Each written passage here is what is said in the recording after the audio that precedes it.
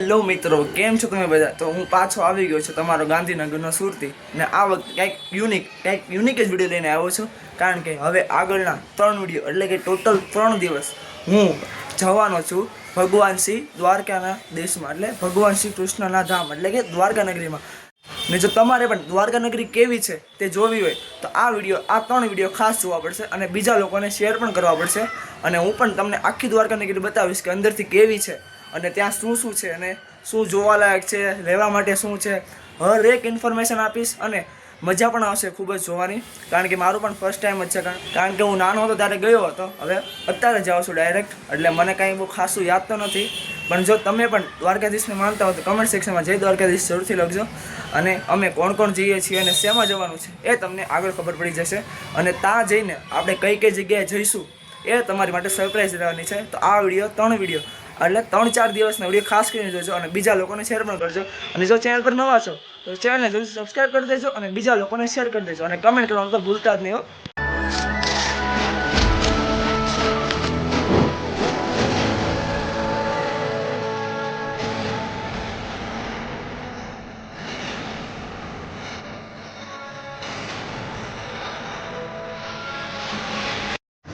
તો ફાઇનલી હું દ્વારકા પહોંચી ગયો છું અને અમારી હોટલની બહારનો તમને નજારો બતાવું કે અમારી હોટલની બહારનો નજારો કેવો છે એમ. તો આ સામેની અમારી હોટલ છે, તો અમારે 2 દિવસ સ્ટે કરવાનું છે. અને એની બહારનો નજારો જુઓ તમે ખાલી, એકદમ મસ્ત નજારો છે. હોટલની બહાર નીકળે ડાયરેક્ટ દરિયો જ દેખાય છે આખો, એટલે રાતના પણ આપણે બહાર આવીને દરિયા પણ મજા લઈ શકીએ છીએ. અને જો તમારે પણ આખી દ્વારકા નગરી જોવી હોય તો આ 2-3 દિવસનો વ્લોગ ખાસ કરીને જોજો, એટલે હું પણ તમને બતાવીશ. અને પહેલી અમારી બસ છે, આખી બસ આખી મિની બસમાં આવ્યા છીએ અમે, બુક કરાવેલી છે. તમે જુઓ એકદમ બ્લુ પાણી છે અને આહા, નજારો એવો મસ્ત છે ને કે મારી પાસે શબ્દ નથી કહેવા માટે, એટલો મસ્ત નજારો છે. આ સામે લાઇટ હાઉસ છે, ત્યાં કહે છે કે ઉપર જવા દે છે. તો જો ઉપર જવાનું થશે તો ત્યાંથી પણ તમને વ્યૂ બતાવી કે કેવો આવે છે.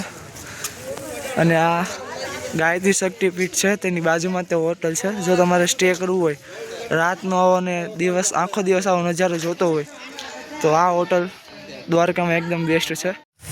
અને આજે એક સરપ્રાઈઝ પણ છે, અને સરપ્રાઈઝ શું છે એ તમને હમણાં ટૂંક સમયમાં ખબર પડી જશે. ડાયરેક્ટ બતાવીશ તે દેશ કે સરપ્રાઈઝ શું છે. અને સરપ્રાઈઝ એવું મસ્ત એક્સાઇટેડ છે, એક્સાઇટમેન્ટ ભરેલું છે અને ખૂબ જ મસ્ત છે. તમને પણ મજા આવશે ને મને પણ મજા આવવાની છે. એટલે આ વિડીયો ખાસ કરીને જોજો અને બીજા લોકોને શેર પણ કરજો ખાસ કરીને. તો અત્યારે હોટલમાં સામાન મૂકી દીધો છે અને નાહવાનું બાકી છે, એટલે બધા નાય છે. અને વેઇટિંગ હતું એટલે અમે બધા અહીંયા બીચ પાસે આવ્યા છીએ. એનો નજારો તમને બતાવું કેવો છે. આ જુઓ તમે ખાલી, આના અવાજથી જે સુકૂન મળે છે ને એ કાંઈ નથી. અને ઓલી સામેની હોટલ છે અમારી, તમે ફોટો શૂટિંગ ચાલુ થઈ ગયું છે. તમે ખાલી અવાજની ફિલિંગ લ્યો.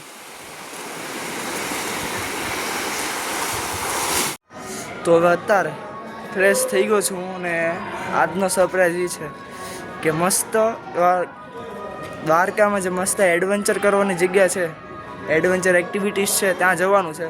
ને કઈ એડવેન્ચર એક્ટિવિટીઝ છે અને તે પ્લેસ કયું છે જો તમને ખબર હોય તો કમેન્ટ સેક્શનમાં જોઈ બતાવશે. બાકી હું તો તમને બતાવવાનો છું કે કઈ જગ્યાએ જવાનું છે.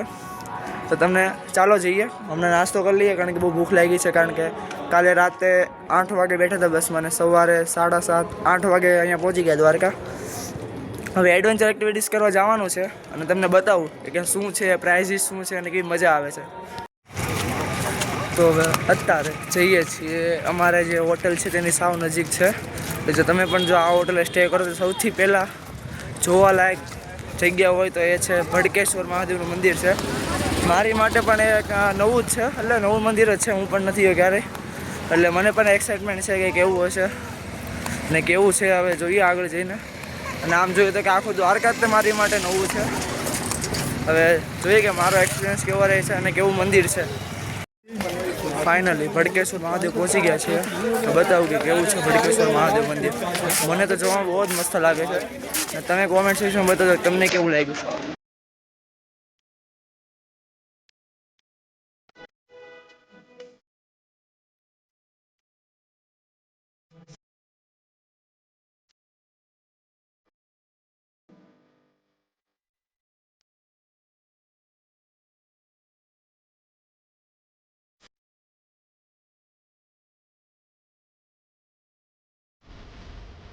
હવે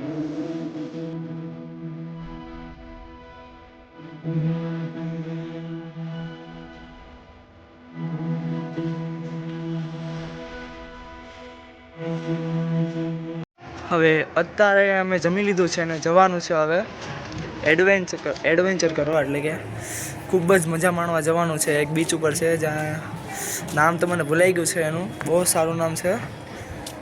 એનું નામ છે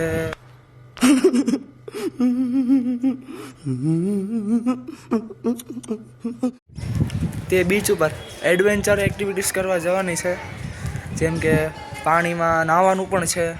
અને એ બીચ કેવો છે એ પણ તમને બતાવીશ, ત્યાંની પ્રાઇસ શું છે એ પણ કહીશ. અને અત્યારે તો બધા ખાઈ લીધું છે એટલે થોડીક આરામ કરે છે વડીલો. ત્યાં સુધી અમે જઈએ છીએ આ અમારા હોટલની સામેવાળા બીચ ઉપર મજા કરવા અને ફોટોશૂટ કરવા, કારણ કે ફોટોશૂટ બાકી છે. તો ફાઇનલી અમે શિવરાજપુર બીચ પહોંચી ગયા છીએ. અને તમે અહીંયાનો ખાલી નજારો જુઓ કે કેવું પબ્લિક આજે બહુ છે, પબ્લિક બહુ દેખાય છે આજે, કારણ કે આજે 11 છે એટલે દ્વારકામાં ઘણા બધા માણસો આવ્યા હોય એટલે પબ્લિક બહુ બધું છે. અને આ બધી રાઇડ્સ છે, આમાંથી એકાદી રાઇડ્સ કરવાનો વિચાર છે, જોઈએ કઈ રાઇડ્સ કરીએ છીએ. તમે ખાલી નજારો જો કેટલું બ્લુ પાણી છે. એમ કહેવાય છે કે ગુજરાતનું સૌથી બ્લુએસ્ટ પાણી આ છે, અહીંયા છે. તો ફાઇનલી અત્યારે હવે બોટિંગ કરવાનો વિચાર છે, એટલે ફાઇનલ જ કરી નાખ્યું છે, બોટિંગ કરવા જઈએ છીએ. અભી મજા આયેગા ના ભીડ. કેવો એક્સપિરિયન્સ રહેશે અને કેવી મજા આવે છે એ તમે ખુદ જ જોઈ લો કે કેવી મજા આવે છે બોટિંગ કરવામાં.